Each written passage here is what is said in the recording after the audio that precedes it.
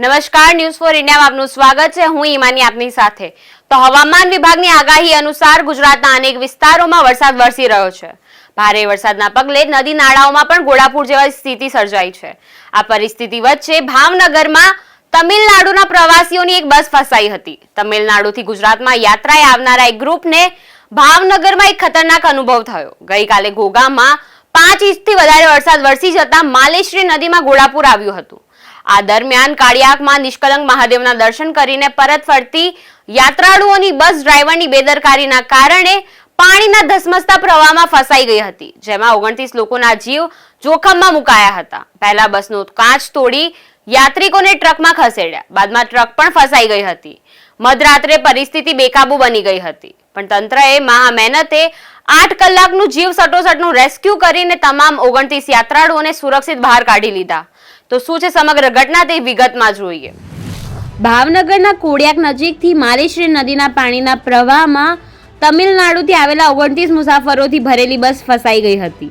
આ ઘટના ગઈકાલે રાત્રે બની હતી। આ ઘટનાની જાણ થતાં જ તંત્ર દ્વારા આ મુસાફરોને રેસ્ક્યુ કરવાની કામગીરી શરૂ કરી દેવામાં આવી હતી, જે પછી ટ્રકને આ મુસાફરોના બચાવ માટે મોકલવામાં આવી હતી। જો કે પાણીના ભારે પ્રવાહ વચ્ચે આ ટ્રક પણ ફસાઈ ગયો હતો। મુસાફરોને બચાવવા માટે આખી રાત રેસ્ક્યુ ઓપરેશન ચલાવવામાં આવ્યું હતું। પ્રવાસીઓને બચાવવા તંત્ર પણ ખડે પગે હતું। ભાવનગર એસપી અને કલેક્ટર સમગ્ર ઓપરેશન દરમિયાન વોચ રાખી રહ્યા હતા। ભારે જહેમત અને અથાગ પ્રયત્ન બાદ અંતે સ્થાનિક તંત્ર, પોલીસ વિભાગ અને ફાયર વિભાગે સાથે મળીને આ તમામ મુસાફરોને બચાવી લીધા હતા। રેસ્ક્યુ બાદ તમામ લોકોને ભાવનગર પણ લઈ જવાયા હતા।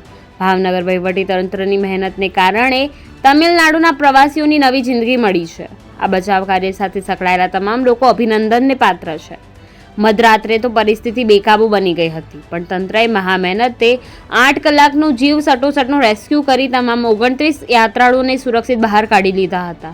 બસ પાણીમાં ફસાતા ગામના સરપંચે તાત્કાલિક તંત્રને જાણ કરી હતી। બનાવની જાણ થતાં જ ઘોઘા મામલતદાર, વહીવટીતંત્ર અને પોલીસ વિભાગ તાત્કાલિક ઘટનાસ્થળે પહોંચી આવ્યું હતું, પરંતુ પરિસ્થિતિ બેકાબુ થતાં ભાવનગર કલેક્ટર, ભાવનગર એસપી, ધારાસભ્ય જીતુ વાઘાણી સહિતના લોકો પણ આવી પહોંચ્યા હતા।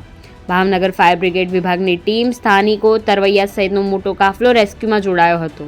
આ બાદ રાત્રે લગભગ 10:30 થી 11:30 વચ્ચેની આસપાસ એક ટ્રકને બસની નજીક સલામત રીતે પહોંચાડી બસનો કાચ તોડીને 29 લોકોનું રેસ્ક્યુ કરીને ટ્રકમાં શિફ્ટ કરાયા હતા, પરંતુ પાણીના ધસમસતા પ્રવાહમાં તે ટ્રક પણ ફસાતા પરિસ્થિતિ કપરી બની ગઈ હતી। પરિસ્થિતિ બેકાબુ બનતા આખરે ભાવનગર કલેક્ટરે એનડીઆરએફની ટીમને જાણ કરી હતી। એનડીઆરએફની ટીમ અમરેલીથી 12:30 થી 1 વાગ્યાની આસપાસ કોડિયાક પહોંચી હતી। બાદમાં તેમણે આવીને રેસ્ક્યુની કામગીરી હાથ લીધી હતી।